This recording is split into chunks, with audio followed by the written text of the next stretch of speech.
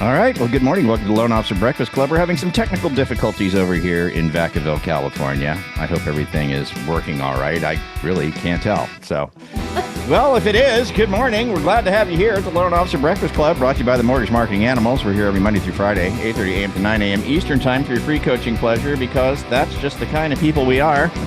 We figure, why not spread the love, my friends? And that's what we do. Oh, my God, Joanne Johansson's here. It's working good enough for me to see the Connecticut Crusher in the house. That's good. And let's see, who else do we have? Kim Creighton's here. Chris Johnstone. You know, Chris, I know my video isn't really working so good, and everything's kind of cattywampus here. But I did want to talk to you about my buddy Kevin Bilberry, who nice. Runs MoveTube, right? Yep. He has Atlas, Chat GPT Atlas on his. Now, just so you know, it's only good for Mac. And you can't have the latest version, which I have. I upgraded to just so I could run Atlas, which is now crashing my Zoom, not letting me run Zoom properly. But I couldn't run Atlas because it can't handle it yet, right? Yep. So, at any rate, bro, he's got Atlas up and running. He's like, dude, you won't believe this. He FaceTimes me. It's up and running. He's got MoveTube Studio up on a screen, and on the right side, there's Chat GPT, okay, where he can talk to it. He explained to it how to create the listing trailer videos in MoveTube Studios. Which, there's a lot of buttons to push to get that done, right? Mm-hmm. It learned it in like 5 seconds, and it said, well, there's 10 of them here to do them all. I was like, okay. This computer, I'm watching, me and Kevin got our arms crossed like this. We're watching Chat GPT click all the buttons, create all the listing trailer videos, every little piece going from screen to screen, doing whatever it needs to do. It was freaky. Oh, yeah. Yep. Absolutely freaky. And now it remembers how to do it. So you can give it a prompt and be like, go to my MoveTube account and create me a new YouTube trailer for XYZ, and it can go and do it. So you only ever have to teach it how to do whatever task you want one time. Yeah. And that's what it was doing, man. It was crazy. It was just tripping me out. And it wasn't just create one. It was like, create them all. Whatever needs to be created, get in there and go do it. It's like, okay. So incredible. Think about it. So now, and then it's like, okay, great. Well, I want to send a direct outreach to both the list. I want to send outreach to the listing agent. Go find me the listing agent's LinkedIn profile and write me an introduction message with a link to the trailer video. Okay, great. No problem. My God. Goes on to LinkedIn, finds the profile, writes the message. You take it, copy it, you paste it. It's like, it's a relationship building machine. It is like, this is going to take what we do for outbound prospecting. And like Kristin, last week we talked about whale hunting and all it. This is going to take an AI-powered loan officer that leans in early on these tools and gets it and applies it to marketing to their database and marketing to qualified agents. Frank, it's gonna be crazy. It's gonna be nuts, man. I tell you what, I was just so blown away watching it. I was like, I can't even believe I'm watching this. It just really shows you where technology is going. Like with this AI, it's literally getting to the point where it truly will be an assistant, you know, that's helping you with literally everything, and anything. Because most everything we do is, somehow internet or cloud-based anyway, most of it's wild. Yeah. So I think, okay, I'm not going to talk about it because I can't remember the details specifically, and I don't want to misspeak. But I reposted a video from an organization that has released laundry folding robots, and it's not just for folding your laundry. It literally walks around your house, and they come with a concierge that basically can log in while you're setting it up, and you walk it around your house and show it how to do all the tasks, like how to move the kids' shoes into. You just got to move them 6 inches to the left and straighten them, and they look great. Don't just leave them in the middle. Well, the robot goes, picks up the shoes, puts them over to the side, and you can just be like, tidy the house. And it knows all of the tasks and all of the areas to go and do and tidy the house. And there's actually a concierge from the company that like micro trains the robot on how to do the tasks, and then it's off and it's autonomous. I want the robot so bad. I know. I can't wait for the robot. Yeah, the robot. It's going to be so cool. Anyways. Well, good stuff. Hey, before we get started, Chris, and so tomorrow we're in part 2, session 2 of AI 101. Yes, absolutely. And we're going to be talking about apps. So ChatGPT, how to connect it to things like your Spotify account, your Microsoft Excel, your Google Sheets, I should say, but how to get it so that you can just give it a prompt and it runs a third-party piece of software and some other cool stuff that I've got lined up. So tomorrow's going to be a lot of fun. That is going to be cool. Thank you for that. So be sure to be here tomorrow. Gen Z. Yes. Kristin, what were we supposed to say about Carl? What's Carl got going on? Carl has his... The master class. The master class, yes. Next Wednesday, the 5th. Okay, so, and is that a freebie for everyone, or? It's for everybody, yeah. It is, yeah. So it's carlmasterclass.com. Jen will put it in the chat. November 5th at 12 Eastern time, and the topic's going to be how one part-time hire can add 9 loans a month. Okay. That's amazing. Well, I'd say, I mean, why wouldn't we tune into that for free? Exactly. Free, you know, free 9 more loans, free 99. So, okay. So they just have to register. So the link's in the chat already. carlmasterclass.com, carlmasterclass.com, Tuesday the 5th, 12 Eastern, right? Did I get it right? You got it, buddy. Yep. 12 Eastern. Okay. Also, for my friends in Southern California, I'm going to be, Breakfast Club is still going to go on, but I'm going to take a little 1-week vacation next week. I'll be in Oceanside, California. So I'm thinking on Thursday morning next week, of course, after Breakfast Club, maybe around 6:30 Pacific time, something like that. Maybe if you're around, maybe meet up for a cup of coffee at a local coffee shop. I don't know where. I'll send an email out or something, or post it in the Facebook group. But we're just thinking maybe we could hang out if you're down there. I've been down there with Glenn Siminamanao and Ron Siegel and some other peeps have shown up down there. We've done this a couple of times. It's just kind of fun to hang out and shoot the breeze and have a cup of coffee together. So I will be down in Oceanside. I'll kind of get the details out in some way, shape, or form. If you happen to be in the Southern California area, in the Oceanside area specifically, not too far away, and you want to hang out and have a cup of coffee, I'll let you know where we're going to be. I don't know where it is yet, but we'll get the word out somehow. So with that, we're going to come back to something that we haven't done in a hot minute, and that is Kristin's Corner. I'm so glad I get to use the music again. You dusted that one off out of the archives? I did. It's just been sitting there all lonely and never getting used. And so, yeah, we were talking and we were thinking about what do we talk about today? Because we had Owen yesterday, where he's normally today. And then, it came up. It's like, man, we haven't done a Kristin's Corner in a long time. It's like, that is perfect. What a great idea. Let's do Kristin's Corner. Do y'all remember Kristin's Corner? Brad Atwood, do you remember Kristin's Corner? Remember Kristin's Corner? Yeah. So, all right. So, Kristin, you kind of dug into the Facebook group and pulled out some questions that people had. So she's going to bring these questions up. And as a team, collectively, we're going to field these questions and answer them. But also, guys, just want to let you know that it's an open forum today. So if the questions that we address today that came from the Facebook group aren't one of the things that might be, on your mind that you think you need some help with, we're wide open to fielding anything today. So if you can think of any questions that you need some help with, or anything you need some help with, right, go ahead. You can drop it in the chat as we're going through here, and we'll bring it up as we're, after we field these questions that Kristin has found. So, and then also, last but not least, as we're addressing these questions that Kristin has found, we'll have our thoughts, but if you have a thought, raise your hand. Let us know your thoughts, right?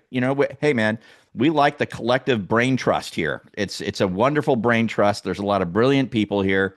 We are wide open to hearing what anybody else has to say about these particular situations. So, right, yeah, Kristin? That's 100%. That's the best piece of this is when other people chime in and say, oh, hey, this is what I do, and it works really well. So, yeah, we definitely want audience participation. Hey, can I throw one thing out before we jump into that? Well, you are running the show, so yes. Are you going to talk about today's complete loan officer class? I was going to bring that up. The same vibe, Kristin. Like you really are.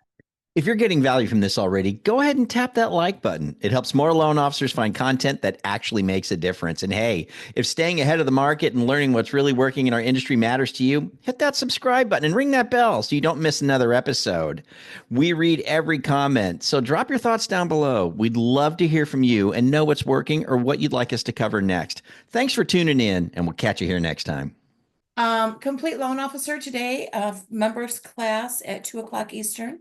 Carl, the title of the class is Extreme Follow-Up, Where the Money Is. Yep. Oh, that's what he was talking about yesterday. Yep. So if you're interested at all and you're a member, get on there and get registered for it. That's going to be a big deal because he brought that up yesterday. It goes along with one of our corners today, because one of the things that Carl's going to be tackling in this class is a clear roadmap for how top producers follow up without ever feeling pushy or disorganized. Boy, yeah, probably don't want that. No. Yeah. You definitely don't want to know about that. Yeah, he's going to talk about, he's going to give you a system you can plug in right away. Love that. And the missing piece that turns good intentions into actual closings. Well, and the thing is, he was talking about the person that he gleaned this information from is a person that runs a branch with 20 people in it. And in the company that Carl was guessing was probably 400 people or so like that, maybe loan officers, the top 20 are in this one branch. They are his branch, and they are the top 20 in the company. And it probably all don't goes want to hear to what he has to say, right? Probably, yeah. And it goes to this extreme follow-up is we all know the money's in the follow-up. We've always said that. Everybody knows it. The money's in the follow-up. And so, yeah, that's where all this information is coming from. So if you're a member, go to the website, go to classes, Complete Loan Officer. Is that what it is? Complete Loan Officer? Yep. Complete Loan Officer. And then you dial in today. That's at 2 p.m. though. 2 p.m. Eastern, right? Yep. Okay, 2 p.m. Eastern. If you're not a member and you finally want to go, gosh darn it, maybe I ought to look into this membership thing, go to freedomplanningcall.com. Freedomplanningcall.com. Yeah. So. And as always, those Tuesday and Thursday classes, that coaching calls that we do internally, they're meant to be interactive. People raising their hand, asking questions, but we do record them. So if you're like, oh crap, I can't get on before today, but that's something I really need to work on, you could always watch the replay on the recording site. And we always include any attachments or any PowerPoints Carl has. Wonderful. Okay, good stuff. Okay, Kristin. All right. So what's along the lines of question? Along the lines of extreme follow-up, Jeff put a question out there a couple weeks ago, and he said, all right, post-coffee follow-up question. Do you ever, or have you ever had a realtor tell you that you're following up too much? I'm about 4 to 5 weeks in, and I'm being told that she gets too many calls, texts in general, and that she wants me to check in on a monthly basis. This person is a busy realtor, but am I wasting my time? I feel like I should let her go and focus on new realtors since there are thousands of realtors, and I keep booking more appointments. I would love feedback.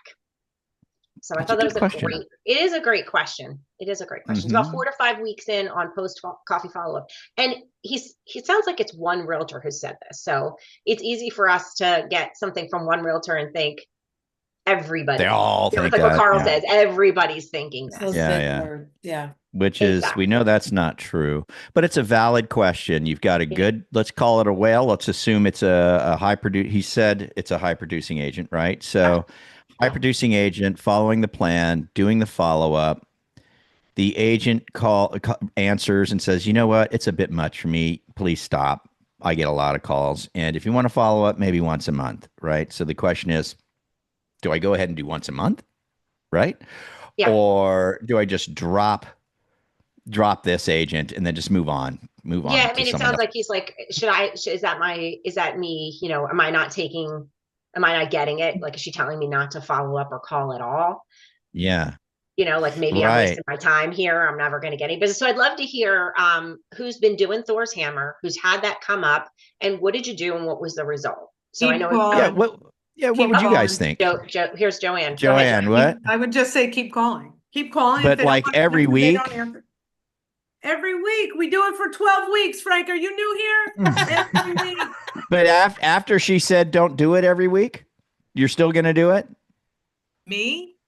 Yeah. I'm still going to do it. Really? Because I'm texting with an agent that I called for 16 weeks over a $700,000 deal. So yeah, I'm going to keep Okay. calling. And you know what? All right. If they don't want to talk to you, they don't answer. And then you follow it up with a text. And when you get to 12 Yeah. weeks, you take them off. But if you're only on week 6 or 7, that's when the magic happens.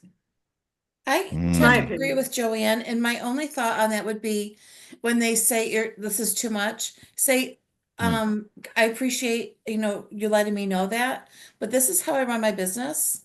This is my system, this is my plan. And I know it can be a lot, but I want to show you my consistency. If you're busy, don't answer. You're not gonna hurt my feelings, just, I want you to know that Okay. I'm there. All right. Yeah, Okay. and a Good. a lot of agents will do that. Like a couple of agents that I've been working with for years when I started to do Thor's Hammer, they were like, "Are you really going to call me every Monday? You never called me before." I'm like, "Well, I'm calling you now because it's working." I said, "Answer when you can, and if not, I'm just going to follow up with the text. I just want to check in, make sure you're doing well." And, it only works every time. So, One of the things that I say when that kind of happens is I try to blame it on my imaginary sales manager. I say that I'm required to make these calls. And so if I don't do it, I'm not doing my job and I don't want to get into trouble. So I hope you understand that I'm required to do this. Interesting. And they oftentimes will Interesting say, way to look okay, at it. get it. I might, but I do agree. I probably would not call them every week. I might call them every other week or, Okay. but I still would keep myself in front of them. The person, and I would also, person who submitted, Jeff Morgan, is actually here. He's messaging me. Jeff, unmute because we'd like to hear how this played out. Where's Jeff? Wow, we've got the man. I also would keep them man. on an email drip too. Yeah, of course, on email for sure. Yeah, good point. Good point, Brett. Yeah, for sure. Keep them on the email. And just do me a favor. Don't ever tell her that your imaginary manager's name is Frank Array. Don't ever. This guy, he's a ball buster. His name's Frank Array. You look him up. Yeah. One of my referral partners and good friend now. After I called him the first time, I started sending him the messages and stuff, and he calls me back. Take me off that list. I don't like that kind of stuff. And I continued on afterwards, and we're great friends now. You got to be kidding. Yeah. Really? You wore him down. It was rough. Yeah. Yeah. Wow. Where's Jeff? Where'd he go? I'm here. Can you hear me? Yep. Yeah. What's up, Jeff? Hey, how's it going? Good. So what are your thoughts so far? Yeah. So I took that advice and I've put her like in a 4-week follow-up. And then some of the other ones I've kind of, I feel like maybe it was a little too much doing them like every other week. But kind of my follow-up question is like, I've had great meetings with these realtors. I've signed them up for a Premier Partner program. It's good connections, but my follow-ups, it just seems like I get crickets or voicemails or they just I haven't got really any leads. I've got like 2 leads out of like maybe 12 realtors, and I guess maybe that's par. I don't know, and I don't know if it's because it's a slow market. There's no buyers. I don't know. So I'm trusting the process. And that's kind of where I'm at. Yeah, you definitely got to just trust the process. This is a process. It is a numbers game, right? If you're doing your follow-ups, you got crickets, not answering the phone, you just leave the voicemail messages, you send the follow-up text, right? You just continue down the path with the process. The only other thing I would just say, and I'll take everybody else's input on this, but just from my 2 cents on it, Jeff, is absolutely make sure you're asking for the business. We do find that a lot of times when the follow-up goes on and we get through 12 weeks or 11 weeks and no lead has come, maybe they just don't have any deals, right? That could be the deal, like you said. But also a lot of times we do find that if the loan officer gets real honest with themselves, they would admit that, well, I didn't ask for the business every time, or that kind of a thing. So you can fall into the friend zone pretty easy with a real estate partner on follow up, and that's not a good place to be. We need to be in the business zone. Not that you're doing that, Jeff. I would just say for anybody else who's listening who might be experiencing that might be applying to you, it's all about asking for the business. That's what it's all about, and it is just a numbers game. That's what it is. So any other feedback on what Jeff had to say from anyone? So Mark put something in the chat. I don't know if Mark Luciani can unmute, but he said, I had this exact same thing happen to me last month. And 2 months later, the agent sent me a $1.2 million deal. I didn't call her every week. I backed off, but I continued to call her once a month. So, I mean, I don't think there's like a right or wrong answer here necessarily. I think the way Joe does it is right? That fits for her. And maybe like backing off a little bit for some people works. I read something somewhere and it resonated with me. It said, I'm going to paraphrase it here, but something like, I made follow up about me when it was really about them. Ooh, that's interesting. Kristin, yes, I am unmuted in here. Mark, what she said to me was, like, after the 4th week or so of calling her, she said, hey, I want to switch this up. Instead of you calling me every week, I want to switch this. I'll call you when I need you, right? So I knew the MMA crew would say, no, Mark, you don't do that, right? You're going to continue. But I said, well, okay, let me just see how this goes. So I just backed off, and then I did call her like once a month, but that second month, she called me with her own daughter's purchase. Wow. And now I have that purchase transaction going with her, and now we're talking like every other day. So, I don't know. That's what happened to me. But hey, Mark, let me ask you this: when you backed off and you went down to maybe once a month, did you still have the agent on an email drip of sorts or some sort of high tech with a Thursday text message? Yes, I did. I wasn't texting her, but I did have her on a monthly drip. So she probably got 2 or 3 more emails from me, assuming if she saw them or opened them, I'm not sure. Yeah. Okay. But I did keep her on that monthly drip. And then was this, when she told you to back off, do you remember about how many weeks you were in on the plan? That was probably maybe about 6 weeks. About 6 weeks in. Okay. All right. Good to know, man. Appreciate it. Appreciate the feedback. I'm curious to hear from others, like, we know our favorite guy in this world is Rudy Devers, right? Who's like, I don't back off till I get the restraining order, so there's that method as well. And Joanne, right? There's that method as well. Rudy's my hero. Mm-hmm. Yeah. I'm trying to get a restraining order. Yeah. I know Vince has got something to say about this. I can see it. Well, we got Greg with his hand up. Yeah, He's been very patient. I have a quick follow-up question to this. So early in my MMA game, I would say that, like, if somebody said this to me, or even if they just made me feel like embarrassed for calling them this often, or saying, hey, Greg, that's not the way I like to be contacted. I don't want it to feel like it's a system. That was the thing that always really shut me down. My question is, like, I'm tempted to go back and start calling these agents again and saying, Joanne, what you said, hey, send me the voicemail, right? Like, I want to show you I'm doing my job. But my question is, if I've started with an agent, right, and it was a year ago, 2 years ago, and I called them 7, 8 times and nothing ever happened, should I go back or just find more? Hey, just as a reminder, if you're enjoying Loan Officer Breakfast Club here on YouTube, you can catch our live shows. The live shows are really cool because there's oftentimes downloads and giveaways. It's really, really fun. To subscribe, you simply go to loanofficerbreakfastclub.com. That's loanofficerbreakfastclub.com. Subscribe and join us on our live shows. They're 8:30 a.m. to 9 a.m. Eastern, Monday through Friday. Hope to see you there. Good question. I mean, I would say that's up to you. I would check that they're still qualified first. There you go. That's what I was going to say. Before you do anything Check on qualification first, and then if you want to revisit it, do it. But I would say take it through the whole system, go the full 12, right? Just do the plan. Follow the plan. That's what I would do. One of the things that we kind of tried to touch on, was it yesterday Steve was on? No, the day before, which was Tuesday, Steve was talking about the race to the top. Yeah. And when I was chatting to him about that segment before we did it, right, we were having the conversation. I said, we got to share this. But one thing that he said, and I don't know that this got conveyed properly, is, and this is Steve Kyles, who's no slouch when it comes to marketing and doing the gig, right? He does it. he said, man, you just have to continually be adding qualified agents to your follow-up list, right? So you have to continually be reaching out to new agents to get the appointment and have to continually have agents on the follow-up list. So it's just a never-ending process. So that when, we get these ones like Jeff had, like, what do I do? What do I do with this one? What do I do with that one? That kind of a thing.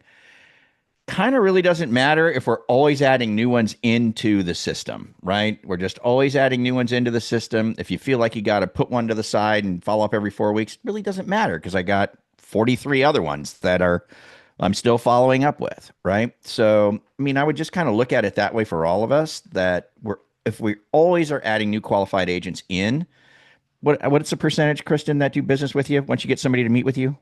I mean, Carl's conversion is 16%. So I just think that's so eye-opening. 16%. Yeah. It's not like, so, and then that's why don't be surprised when, man, I've been following up for 11, 12 weeks. I got nothing. It's only 16% of them they're going to give you something. So you just don't know who they are until you go through the entire process with them, right? You have to go through the entire process. And then Jeff had a follow-up. You said, what was the follow-up, Jeff? It was a good one. Kristin, I answered it. He said, all right, follow-up question. 12 weeks arrive. No leads. Still follow up with them or cut them loose? I said, keep them on the drip, but move on to calling other ones. Because if you're doing Thor's Hammer, you should always have a pipeline of, I've got people to call who now move from pre-meeting to post-meeting. And so I'm going to start focusing on them. But I would maybe reach out one a quarter. If you use our Freedom Tracker, you can move them from your post coffee to once a quarter and still have a list of like, hey, once a quarter, I'm going to reach out, that kind of thing. But don't stop emailing them. Keep them on those campaigns to stay top of mind. Yeah, I agree. All right, cool. And then it depends on if it's someone you really, really want to work with. We've had people on this call that have called those folks for 6 months, a year, because they're super good and they really want to work with. Yeah. So that's the nice thing about the plan. It is a little flexible, I'm trying to find Carl sent me he was showing me his follow-up was like a bell curve. It went like this and it kind of went up from week 1 post coffee and peaked. I think it was week 5.6. I think that's like when he got the most referrals post coffee. And then it went back down again. And around week 12, if he hadn't gotten a referral, the chances got pretty slim. But that doesn't mean you have to stop reaching out. It's just your chances are going to be a lot less at that point of getting a referral. Got it. Yep. Yeah. If you're calling qualified, I can't stress that enough. Exactly. I wanted to address Rick Masnick's question too. I've always been unsure on this, but after you've closed a deal with a new realtor, do they go back on the Monday call list until you get the next one? So technically they never come off the Monday call list. They're always on the Monday call list. So even if you got to deal with them, you're going to call them Tuesday. The Monday call is just checking in how the weekend go. Need any help with anything? Even if you got to deal with them, they say, "What about this? What about that?" On the deal, you say, "Oh, my assistant will follow up," or "I'll get to you, later on it." But on Tuesday, you still make the update call. Even though I talked to you yesterday, I just want to let you know, here we are on Tuesday. Here's what's going on. Know anybody else that needs my help? So they never fall off of the Monday call. Never. If they've given you a deal, they always stay on the Monday call. Say again, Jen. The difference is they go to the Focus 40, right? They're the first calls you make on Monday. So they just move categories. That's it. And if I'll just add to that, Jen, it's the hyper focus on the front end of knowing exactly who you want the relationships with and making the calls to them. It's not like you finished the 12 weeks and then you're not communicating with them, but what you're doing to them at that point is you're marketing to them. And we all know offers minus no's equals money. And stories sell. Like Roberto coming on and telling us the power of stories. We should all have a list of all of the qualified agents that we've had through the 12-week process, where we can have Owen Lee on the Breakfast Club yesterday. He gives us the amazing MBA chart, and we go on and we write an email that tells the story of what that means and send it to the agents. You do a closing on a deal with a first-time home buyer where you were able to add value or save a deal, or those are stories. Tell your stories to that list, because oftentimes what we're trying to do is break a pattern. And these people are in a pattern of the behavior, right, Kristin? That's part of being in front of them long term.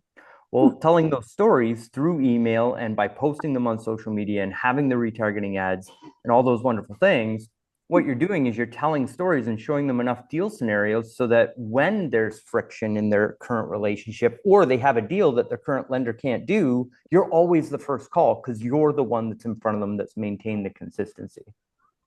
Yep. Wonderful. Awesome. Awesome, man. Wow. We only got through one Jeff question. has a follow-up to the follow-up. And we got you, Jeff. This is all about you today.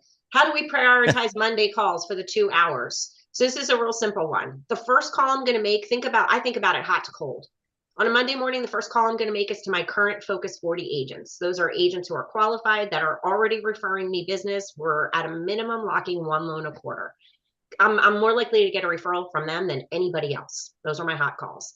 The next is going to be my warmer calls. These are agents that are qualified that I met with in the last 12 weeks, and now they're in my post-coffee, post-meeting follow-up. Those are my warm calls, and I'm following up to ask for the business. Then I'm going to go to my Thor's Hammer list, and these are qualified agents that I haven't met with yet, but I want to schedule something, meeting, lunch and learn, invite them to something, whatever it is that you're doing, you're making an offer. So we're going hot to cold. Perfect. Absolutely perfect. And I did see someone in there mentioning, how do we do the sign up for MMA again? So just go to freedomplanningcall.com, freedomplanningcall.com. We'll drop that link in there again. And don't forget about Carl's masterclass on the 5th. That's carlmasterclass.com. We'll get that link in there as well. Carl Masterclass. I'll wait till those are in before I start the outro music. This has been a great corner. Thanks, Kristin. Appreciate you so much. Yeah, keep them coming. Kristin put her email in the chat too. So if you've got a question you'd like to have addressed on Breakfast Club, we'll continue to do Kristin's corners going again because they're always cool. I don't know why we stopped. That's me.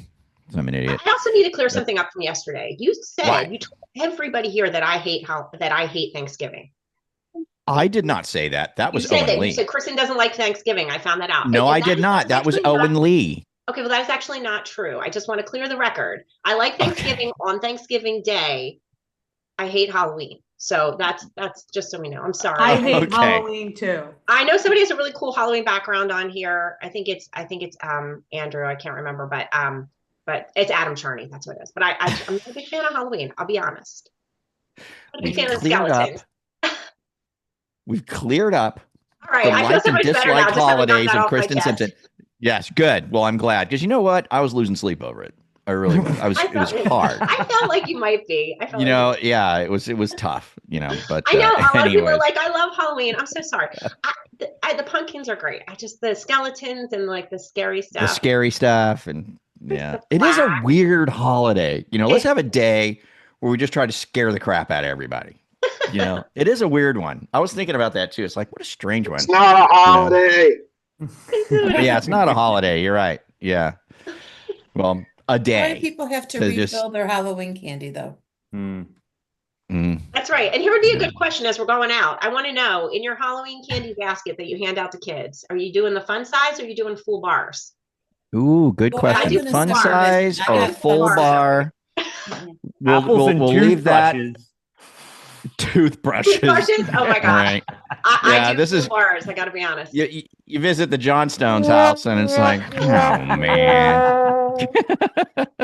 Your house is getting toilet paper next year if you give out toothbrushes, Chris. If you live in Philly, your house is getting TP'd. That's even worse. Absolutely. All right, let's get out of here. Thanks for joining us this morning, everybody. Thank you, Kristin, for Kristin's Corner. It was a lot of fun. I really enjoyed today. It was great to chew on that for quite a bit. We only got one question. Yeah, all right. We'll see you guys tomorrow with Chris Johnstone for session 2 of AI 101 for loan officers. Adios, my friends. I'm dying with the chat. I give out thumb drives. Thumb drives for everybody, Michael says. Drives. Come on, Michael. Have a great day, everybody.